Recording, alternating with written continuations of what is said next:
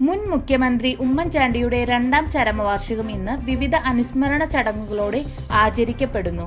അദ്ദേഹത്തിന്റെ ജന്മനാടായ പുതുപ്പള്ളിയിലെ saint George orthodox വലിയ പള്ളിയിലാണ് പ്രധാന ചടങ്ങുകൾ സംഘടിപ്പിച്ചിരിക്കുന്നത്. രാവിലെ 7-ന് ആരംഭിച്ച കുർബാനയ്ക്ക് ഓർത്തഡോക്സ് സഭാധ്യക്ഷൻ കത്തോലിക്ക ബാവ മോർ ബസലിയോസ് മാർത്തോമ മാത്യൂസ് തൃതീയൻ നേതൃത്വം നൽകി.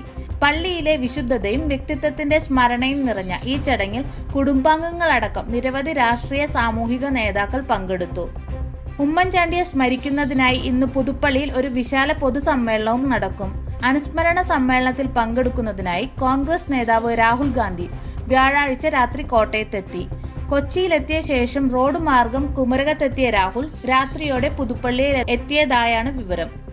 ഉമ്മൻചാണ്ടിയുടെ കല്ലറയിൽ പുഷ്പാർച്ചന നടത്തി ലോക്സഭാ പ്രതിപക്ഷ നേതാവ് രാഹുൽ ഗാന്ധി. ശേഷം Rahul Gandhi Puthuppally saint George orthodox വലിയ പള്ളിയിലെത്തി KPCCയുടെ നേതൃത്വത്തിൽ നടക്കുന്ന ഉമ്മൻചാണ്ടി സ്മൃതി സംഗമവും രാഹുൽ ഗാന്ധി ഉദ്ഘാടനം ചെയ്തു. ഉമ്മൻചാണ്ടി ഫൗണ്ടേഷൻ നിർമ്മിച്ച 12 വീടുകളുടെ താക്കോൽ ദാനവും KPCCയുടെ ജീവകാരുണ്യ പ്രവർത്തനങ്ങളുടെ ഉദ്ഘാടനവും അദ്ദേഹം നിർവഹിച്ചു. സ്മൃതി സംഗമത്തിൽ KPCC പ്രസിഡന്റ് സണ്ണി ജോസഫ് അധ്യക്ഷത വഹിച്ചു. AICC general secretary KC Venugopal, കേരളത്തിന്റെ ചുമതലയുള്ള ജനറൽ സെക്രട്ടറി ദീപാദാസ് മുൻഷി, പ്രതിപക്ഷ നേതാവ് VD സതീശൻ, കോൺഗ്രസ് പ്രവർത്തക സമിതി അംഗങ്ങൾ, മതമേലധ്യക്ഷന്മാർ, KPCC രാഷ്ട്രീയകാര്യ സമിതി അംഗങ്ങൾ, ഭാരവാഹികൾ, Kottayam DCC president Nattakam Suresh, MP മാർ, MLA മാർ, മുൻ മന്ത്രിമാർ ഉൾപ്പെടെയുള്ള നേതാക്കൾ പങ്കെടുത്തു.